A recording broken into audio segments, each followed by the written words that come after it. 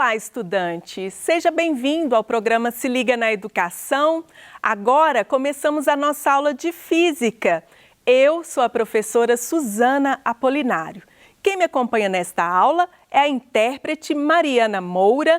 Muito obrigada, Mariana, por me acompanhar.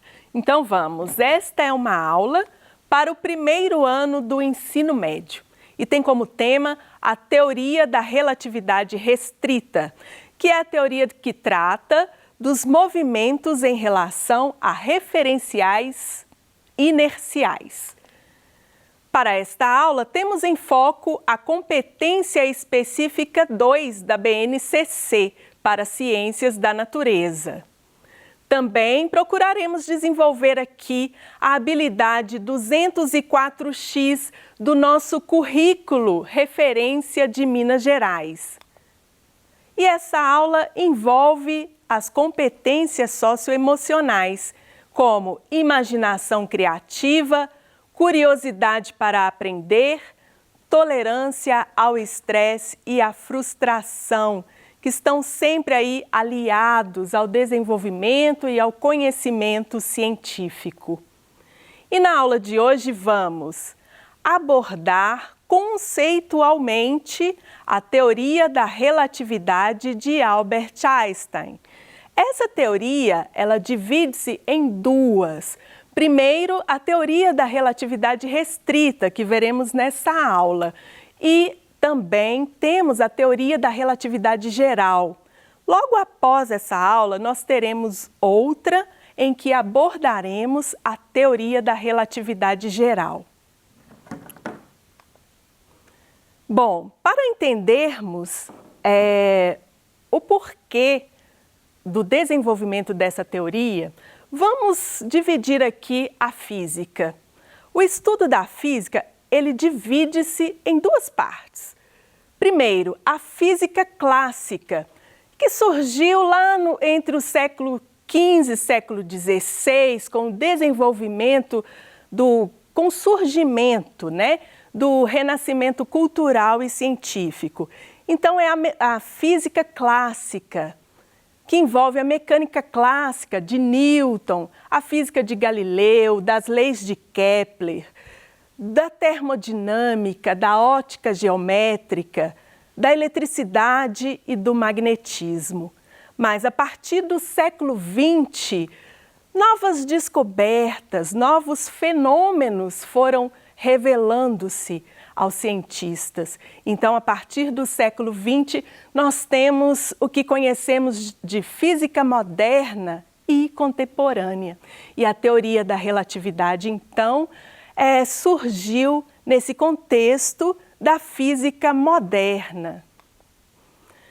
E aí está o cientista que desenvolveu essa teoria, Albert Einstein, físico teórico alemão, que viveu final do século XIX, início do século XX, um célebre cientista. Bom, teoria da relatividade. Então, primeiro a gente precisa compreender, o que é relatividade. Você sabe qual é a definição do termo relatividade na física? Deixa aí, por enquanto, essa pergunta para você pensar. E o que é referencial inercial? O que você entende por esse termo referencial na física?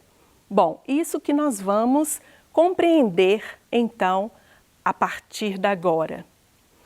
Vamos voltar lá em Galileu, para a gente ter essa compreensão de relatividade. Galileu foi quem trouxe aí essa ideia de que o movimento, a velocidade é relativa. Então, de acordo com a mecânica clássica, a velocidade é uma grandeza relativa, pois depende do referencial. Bom, você aí que está terminando o seu primeiro ano, provavelmente já escutou essa expressão, a velocidade é relativa, depende do referencial. Então, vamos recordar. Como assim? Para isso, eu trouxe uma imagem e nós vamos fazer uma análise aqui desta imagem.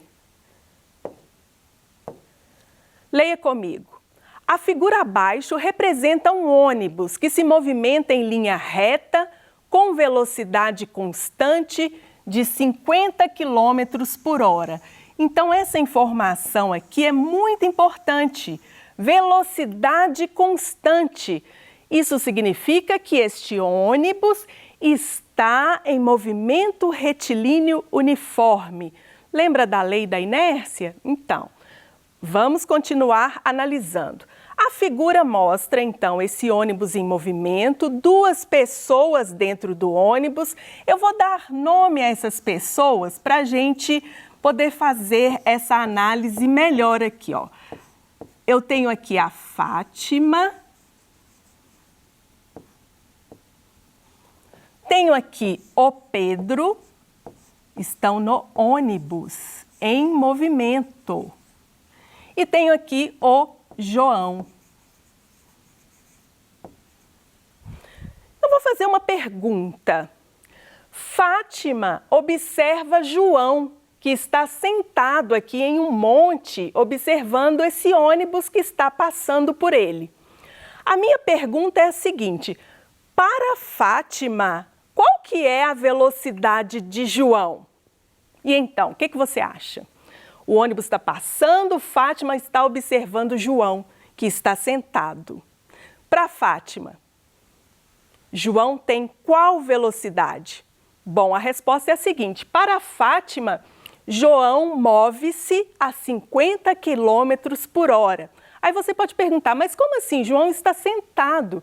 É porque a velocidade é relativa, depende do referencial.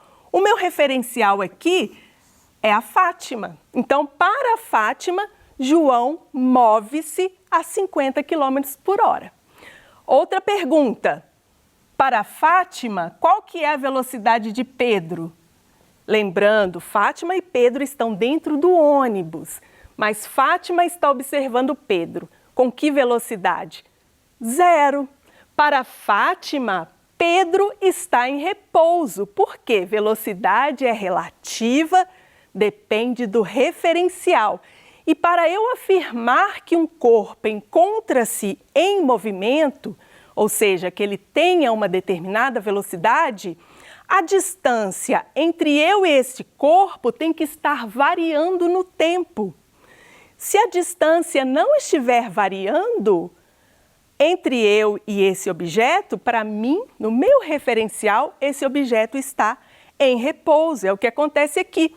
A distância entre Fátima e João permanece a mesma distância o tempo todo do movimento do ônibus. Então, Fátima, ou melhor, Pedro, né? A distância entre Fátima e Pedro permanece a mesma distância o tempo todo durante o movimento. Então, para Fátima, Pedro está em repouso. Então, vocês conseguiram entender como que a velocidade, ela depende de quem observa? É isso. Então, aqui a gente tem a noção de relatividade e de referencial. O referencial é quem está observando. E para um observador, um corpo está em repouso quando a distância entre eles não está variando, certo? Bom, mas aí então, século XX, quando surgiu a física moderna e contemporânea, principalmente pelo desenvolvimento dos estudos do eletromagnetismo. Então, com esse desenvolvimento, surgiu aí alguma contradição, algumas dúvidas, que colocaram os cientistas em observação com relação a essas contradições. Uma delas foi a seguinte: nós vimos aqui, né, que a velocidade ela é relativa, depende do referencial, mas de acordo com o desenvolvimento do eletromagnetismo, constatou-se que a velocidade da luz é sempre a mesma para qualquer referencial inercial. Ou seja, a luz tinha um comportamento diferente aí. Então, a teoria da relatividade surgiu para resolver a contradição entre a mecânica clássica e o eletromagnetismo. Então, o fato da luz ter sempre a mesma velocidade para qualquer referencial inercial, isso a mecânica clássica não conseguia explicar. E foi aí que surgiu, então, Einstein, tentando resolver essa contradição, desenvolveu a teoria da relatividade. E veja, para resolver essa contradição, Einstein se baseou nos trabalhos de Hendrik Lorentz, que viveu entre os séculos 19 e 20. E as consequências desse trabalho de Einstein é que ele trouxe novos conceitos para explicar essa diferença de comportamento da velocidade da luz. Ele trouxe o conceito de dilatação do tempo e de contração do espaço. Então vamos compreender cada um deles. A dilatação do tempo. Então Einstein explicou na sua teoria que o intervalo de tempo medido para um referencial em repouso tem valor diferente para o mesmo intervalo medido para um referencial em movimento. Então, olha só, isso muda a nossa visão de mundo, né? A nossa concepção de espaço e de tempo, que até então, na física clássica, era invariante, né? E para explicar a dilatação do tempo, existe aí um paradoxo famoso, ficou conhecido como paradoxo dos gêmeos. Ele é uma ilustração para a gente conseguir compreender esse conceito da dilatação do tempo. Então, eu vou explicar para vocês agora esse paradoxo, com base nessa figura. Então, observe essa figura. Dois gêmeos, tá? Um chamado Luno, o outro chamado Adam. Ambos, né, por serem gêmeos, têm a mesma idade, 20 anos. Então, a situação 1 é a seguinte. Luno partiu para uma viagem espacial em sua nave que viaja na velocidade da luz. Isso é possível? Não, mas isso serve apenas para ilustrar, trazendo aí condições para que possamos compreender esse conceito de dilatação do tempo que explica por que a velocidade da luz é sempre a mesma para qualquer referencial. Bom, então Luno partiu para uma viagem espacial. 20 anos tem os dois, né, nessa primeira situação. Mas vejamos a situação 2. Um determinado dia, Luno retorna e encontra o seu irmão.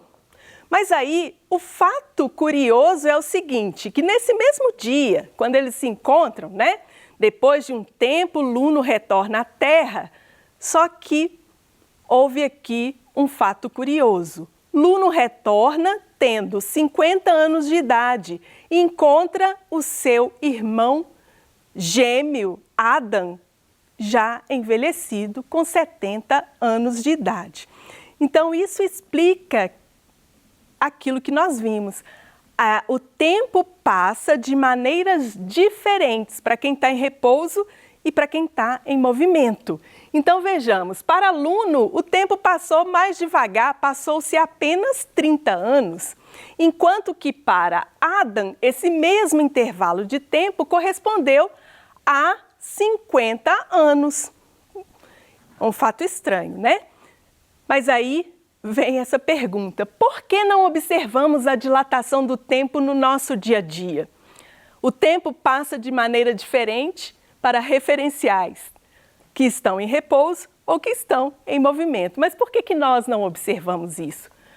Por isso, a dilatação do tempo só é válida para corpos que se movimentam a velocidades próximas à velocidade da luz. Isso só é possível para partículas em movimento, partículas que recebem uma aceleração e atingem velocidades muito altas, velocidades próximas à velocidade da luz, que não é a velocidade da nossa realidade.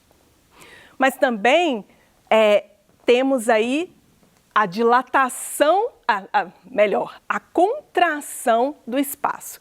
Enquanto o tempo dilata-se, ou seja, o tempo passa mais devagar para aquele que está se movendo a velocidade alta, o espaço diminui, o mesmo espaço.